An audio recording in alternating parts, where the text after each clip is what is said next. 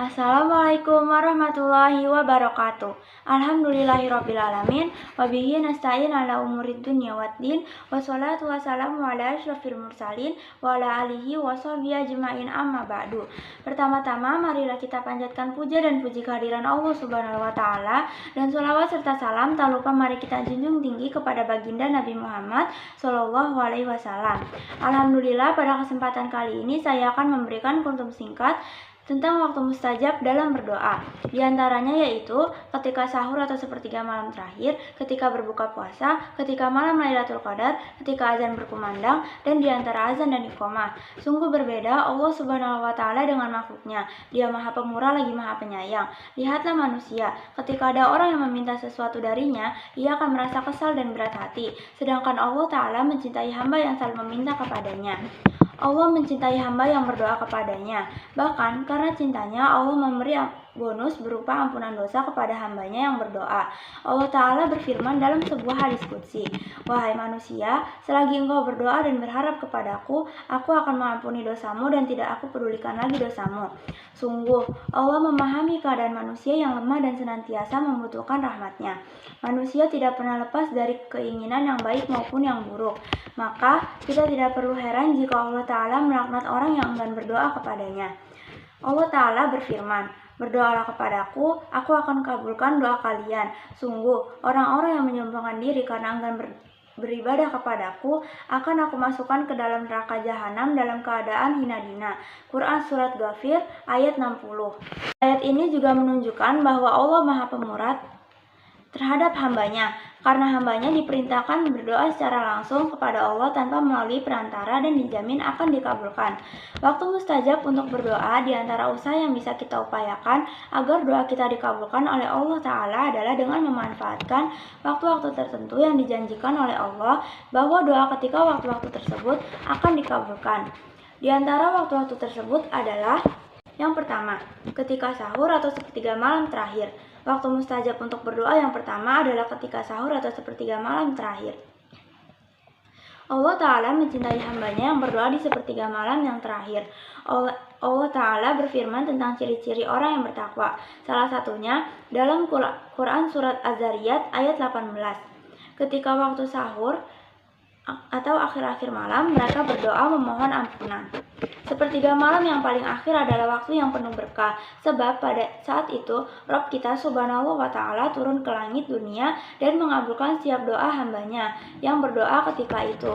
Oleh sebab itu, kita dianjurkan memperbanyak berdoa kepada Allah pada saat sepertiga malam. Yang kedua, ketika berbuka puasa. Waktu berbuka puasa pun merupakan waktu yang penuh keberkahan dan merupakan salah satu waktu mustajab untuk berdoa. Karena di waktu ini manusia merasakan satu kebahagiaan ibadah puasa, yaitu diperbolehkannya makan dan minum setelah menahannya selama seharian. Sebagaimana hadis yang berbunyi, orang yang berpuasa memiliki dua kebahagiaan, kebahagiaan ketika berbuka puasa dan kebahagiaan ketika bertemu dengan Rabb-nya kelak. Keberkahan lain di waktu berbuka puasa adalah dikabulkannya doa orang yang telah berpuasa, sebagaimana sabda Rasulullah Shallallahu Alaihi Wasallam. Ada 3 doa yang tidak tertolak. Doanya orang yang berpuasa ketika berbuka, doanya pemimpin yang adil, dan doanya orang yang terzalimi. Oleh karena itu, jangan lewatkan kesempatan baik ini untuk memohon apa saja yang termasuk kebaikan dunia dan kebaikan akhirat. Yang ketiga, ketika malam Lailatul Qadar. Malam Lailatul Qadar adalah malam diturunkannya Al-Quran.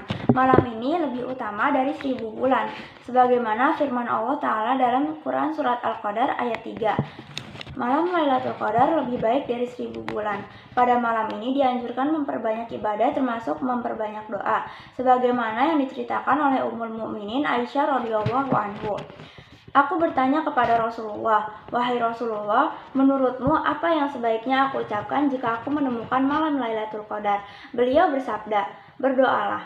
Lalu Rasulullah mengajari Aisyah doa yang sering ia lantunkan. Doa tersebut berbunyi, "Allahumma innaka afuwun tuhibbul afwa fa'fu anni," yang artinya, "Ya Allah, sesungguhnya Engkau Maha Pengampun dan menyukai sifat pemaaf, maka ampunilah aku."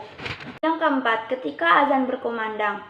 Selain dianjurkannya untuk menjawab azan dengan lafaz yang sama, Saat azan berkumandang juga merupakan waktu mustajab untuk berdoa. Sebagaimana sabda Rasulullah SAW. Yang keempat, ketika azan berkumandang.